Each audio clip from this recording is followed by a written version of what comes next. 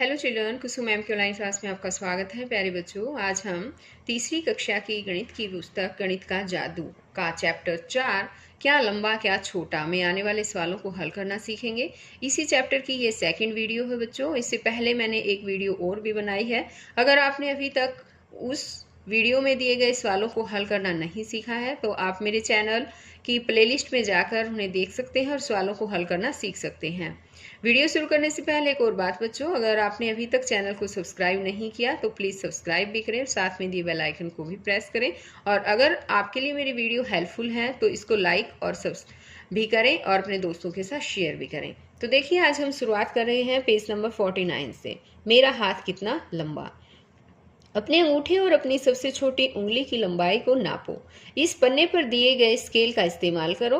तो यहाँ पर देखिए बच्चों, यहाँ आपको एक स्केल दिखेगा, है ना, दिखाई दे रहा है ना, आपकी सबकी बुक में है ये।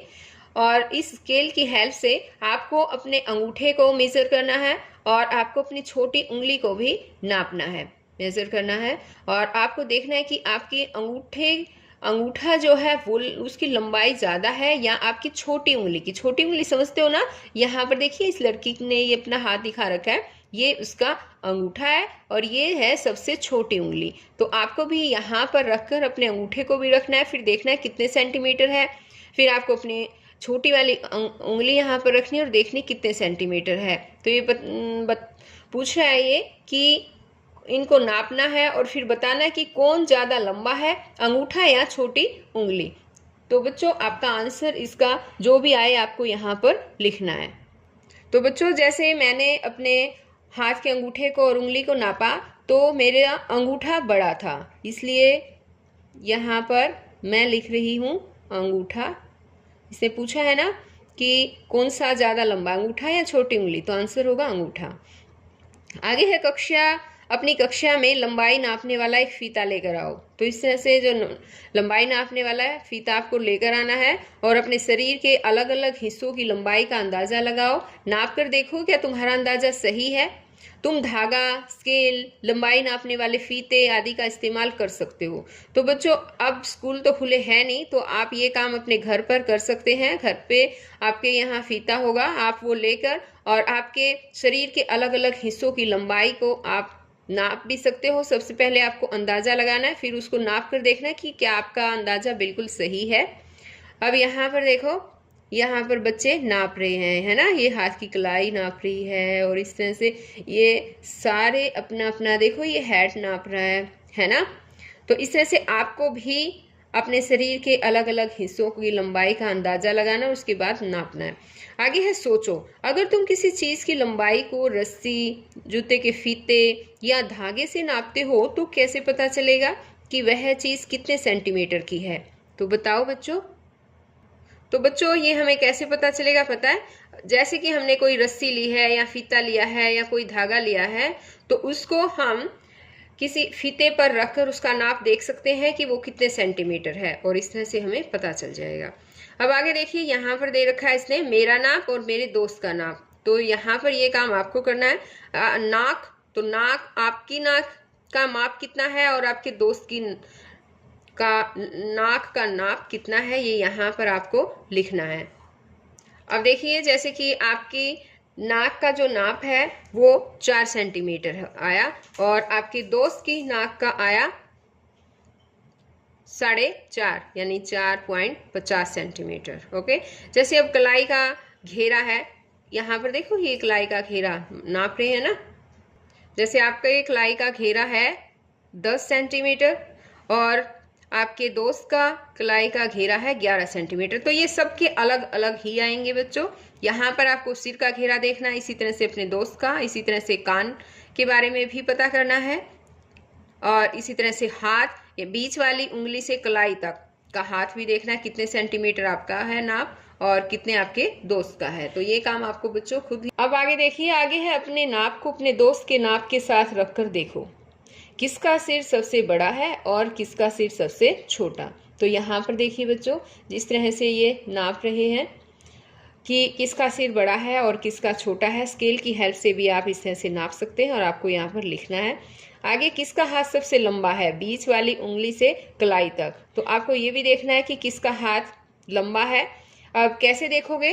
अब देखिए एक बार, जैसे मेरा हाथ है ये, और ये बीच वाली उंगली है, और इससे लेकर ये हमारी कलाई, कलाई ये होती है बच्चों। तो यहाँ तक, अब यहाँ तक हमें स्केल रख के और फिर देखना है। तो स्केल को कैसे रखेंगे? इस तरह से स्केल को रख के देखेंगे। अब देखिए एक बार, मेरा हाथ यहाँ पर 15 और 15 से थोड़ा सा जस्ट और भी थोड़ा सा आगे है ना। तो ये इसकी मेरे हाथ की लंबाई है 17 सेंटीमीटर। तो इस तरह से आपको भी अपने हाथ की बीच की उंगली से लेकर कलाई तक नापना है, और फिर यहाँ पर जितना भी नाप आए उस तरह से लिखना है। जैसे मेरा 17 सेंटीमीटर आया तो मैंने यहाँ पर लिख दिया। अब आगे है, कौन ज़्यादा लंबा है, तुम्हारा कान या तुम्हारी नाक?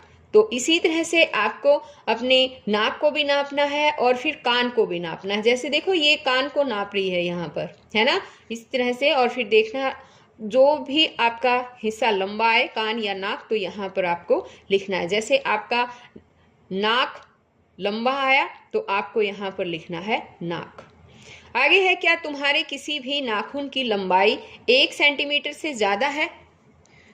तो बताओ बच्चों।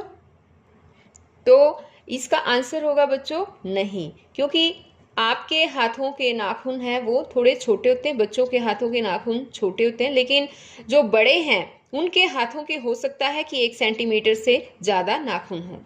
आगे है, गिबली और चीनी के दाने। गिबली चींटी को दानों तक पहुंचाना है, वह सबसे छोटे रास्ते से पहुंचना चाहती है। क्या तुम बता सकते हो कि सबसे छोटा रास्ता कौन सा होगा? तो यहाँ पर देखो बच्चों, ये है गिबली चींटी, और इसको कहाँ तक पहुंचाना है हमें बताओ? चीनी के दानों तक, और यहाँ पर ये रहे चीनी के दाने। तो अब देखो कैसे जाएगी वो। मान लो ये वाला रास्ता वो पार करती है तो इस तरह से जाना पड़ेगा। अच्छा, ये रास्ता क है, यहाँ पर रास्ता ख है।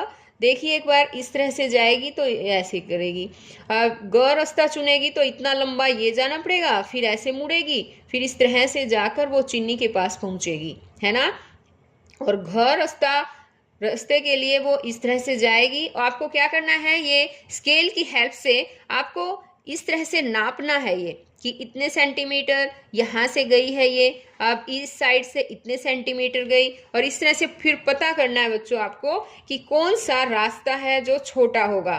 तो इन सब रास्तों में से रास्ता ख जो है वो छोटा होगा। तो यहाँ इसका आंसर होगा रास्ता ख।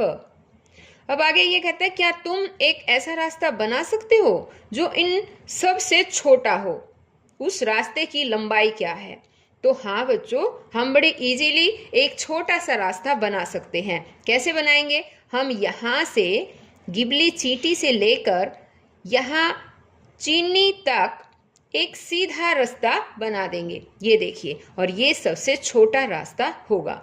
तो इस तरह से हमें क्या बात पता चली कि अगर हमें कहीं जाना है तो अगर हम घूम कर जाएंगे इस तरह से तो वो रास्ता लंबा हो जाएगा, लेकिन अगर हम सीधे रास्ते पर चलते हैं तो वो सीधा रास्ता छोटा रास्ता होता है।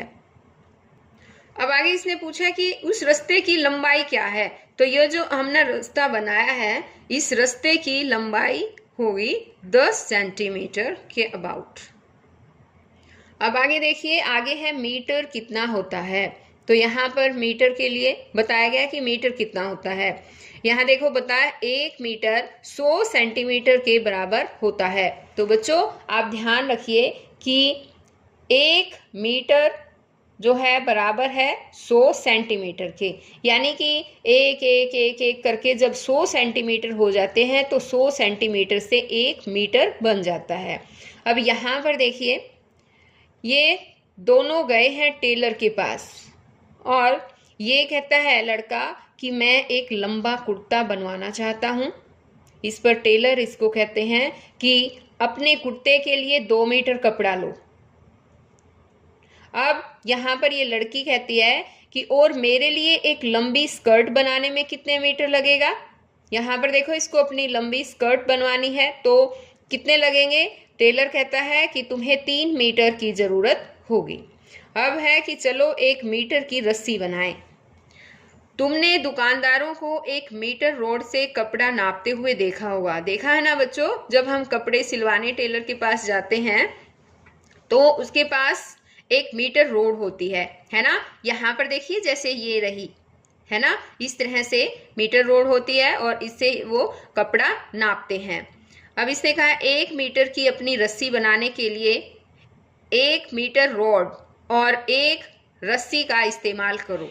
तो किस तरह से 1 मीटर रस्सी बनाएंगे हम, देखो 1 रोड ली है इसने और 1 मीटर रॉड और क्या लिया इसने, 1 रस्सी।